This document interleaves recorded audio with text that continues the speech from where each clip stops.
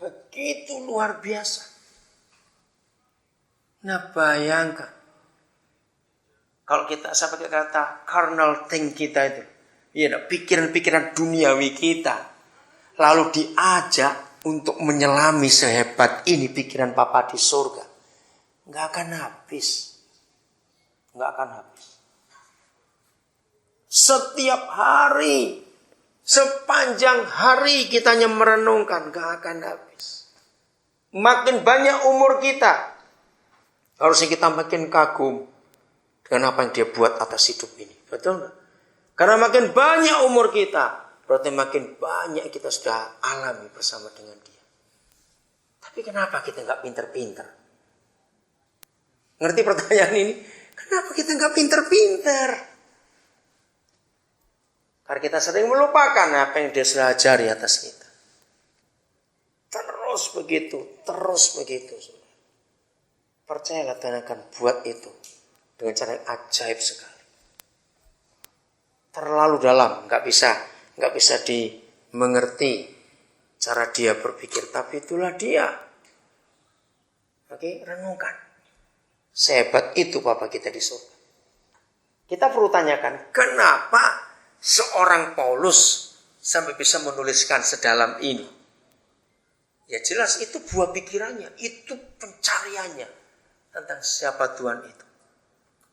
Enggak bisa di-grasp, enggak bisa cerna, dijawab dengan cara pikiran kita. Terlalu ajaib, terlalu luar biasa. Nah, kembali konsepnya, ya jadilah anak-anak itu tadi. Terima apa yang Papa buat, terima apa yang Mama buat. Itu Tuhan kita. Saya akhiri dengan satu ayat. Ayo kita nanti sharing, diskusi supaya kita makin kuat, makin teguh di dalam Dia, dalam segala keadaan kita. Maka kita akan jadi Kristen yang benar-benar bisa mengerti apa yang Tuhan inginkan. 1 Korintus pasal 2 ayat yang ke-10.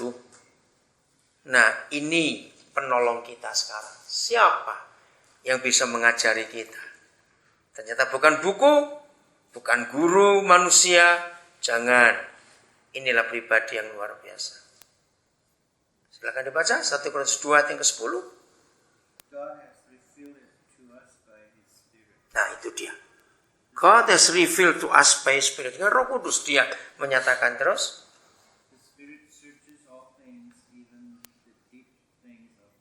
Nah itu dia. The deep things of God.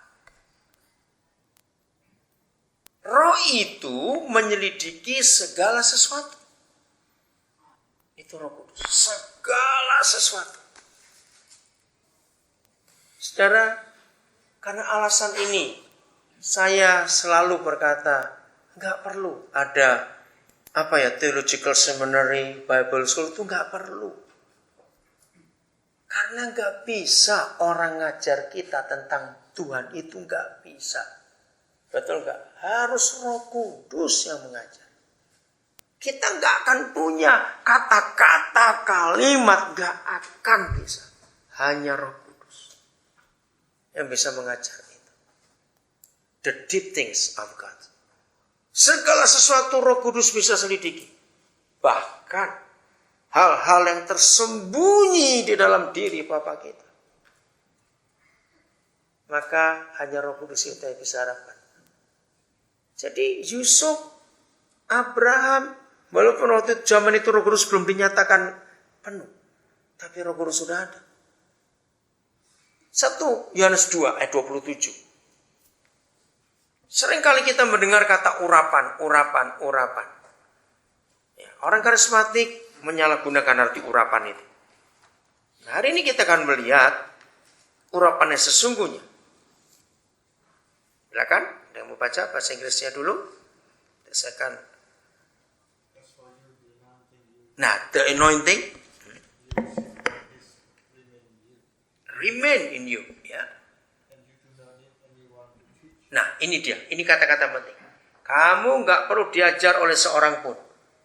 Bukan untuk sombong ya, bukan. Tapi kita lihat buktinya nanti. Lanjut. Nah ini dia. The anointing teaches you. Roh pengurapan itu mengajar kamu. Jadi saudara, urapan Roh Kudus itu fungsinya untuk mengajar kita. Bukan diurapi supaya gemeter-gemeter begitu, bukan. Maaf. Bukan. Untuk mengajar. Lanjut. All things. Ya.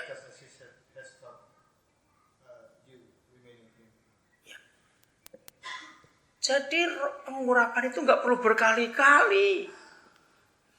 Dia remain in you. Dia tetap di dalam kamu.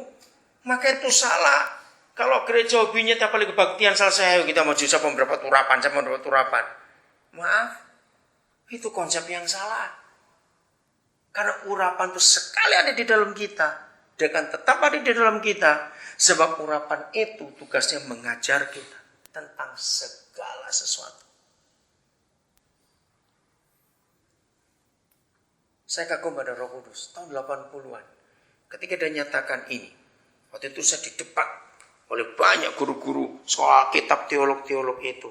Bagaimana kamu menerjemahkan ayat ini kamu tidak perlu diajar oleh orang lain? Kan jadi sombong artinya. Roh Kudus bisa hikmat yang luar biasa. Saudara, perhatikan kata ini. Karena Roh Kudus itu, pengurapan itu tetap ada di dalam kita.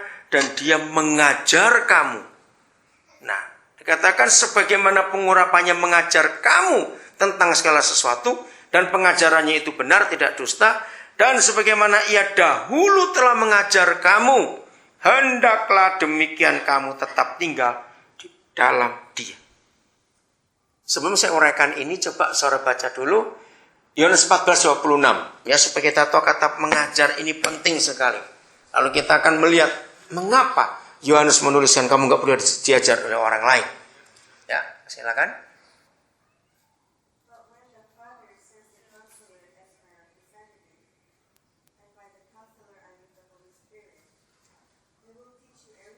Stop sampai situ.